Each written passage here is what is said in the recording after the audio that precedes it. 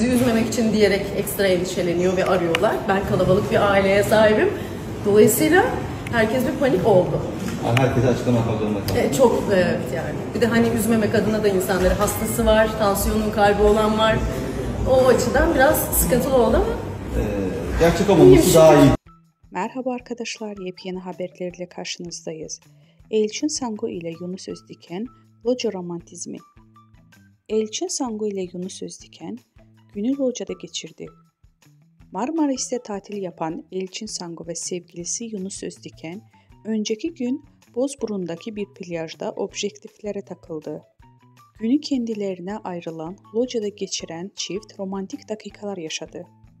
Öğlen yemeğini de sevgilisiyle beraber locada yiyen Sangu, fit vücuduyla dikkat çekti. Elçin Sangu'nun dansı gündem oldu. Çerkez kökenli olan oyuncu Elçin Sangu, lezinka performansı sergiledi. Sangu Çerkeslere özgür dansları çıplak ayakla oynadı. Kahve dansından da sergileyen oyuncu videolarına birçok beğeni geldi. Elçin Sangu'nun hayranları "Zarafet akıyor, çok güzel dans" gibi övgü dolu yorumlar yaptılar.